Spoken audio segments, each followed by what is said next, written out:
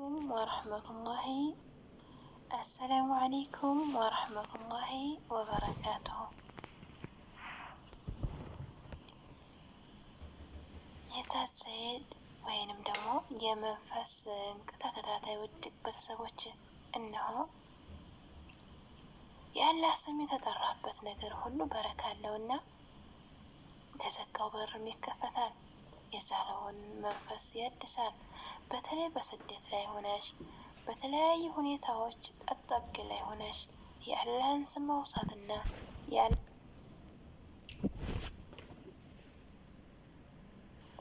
መጥራት ብዙ ፎታዎችን ከምናገኝባቸው ግንባር ቀደሙ ነው።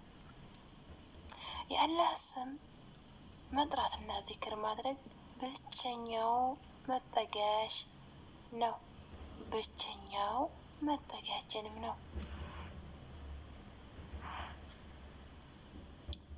እኔም ለቪዲዮ መክፈቻ ሆነ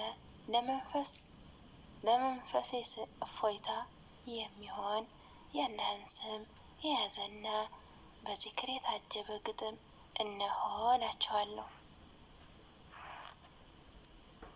እናንተም ቤተሰብ ያልሆናችሁ በቤተሰብ በመሆን አብራችሁኝ የምትጓዙና ቤተሰብ ያላችሁ ደግሞ እኔም በማበረታታት ላይክ ሼር በማድረግ አብራችሁኑ። ቤተሰብ ያልሆናችሁ ሰብስክራይብ እና ላይክ ሼር በማድረግ እንድታበረታቱኝ በትህትና ጠይቃለሁ። የግጥሜ ርዕስ የበረካ ምንጭ የዚክርና ዱዓ። በቢስሚላህ ልጀምር የሁሉ ፈጣሪ ላንተ ነው ምስጋና የልቤን አዋቂ። በሰው ሀገር ሜዳ ስደክም ስንገላታ አንተ ነህ መጠጊያዬ በጧትም በማታ። ያ አላህ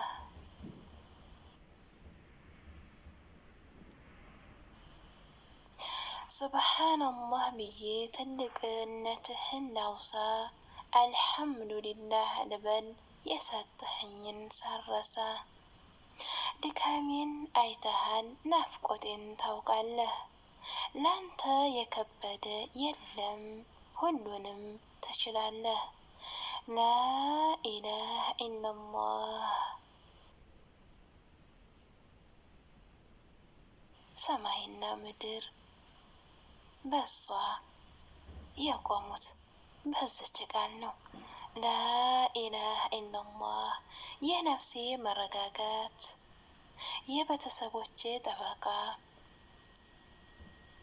የመንፈሴ ብርታት። አላሁ አክበር ስል ስጋቴ ይርቃል። በአንተ ትዝታ ነው ልቤ የሚረካል። ያ ረብ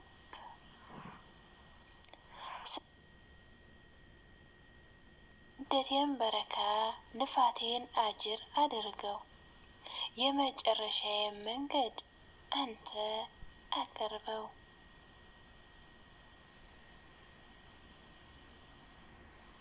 የመውጫዬን መንገድ የመጨረሻ መሄጃዬንና ወደ ቤተሰብ መደብ ላይ እቃዬን መንገድ አንተ አቅርበው።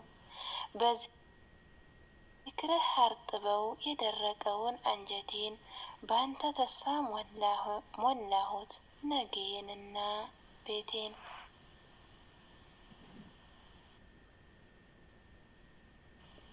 ውድና የተከበራችሁ ውድ ቤተሰቦቼ ያቀረብኩላችሁ ለዛሬ ይሄን ይመስል ነበር።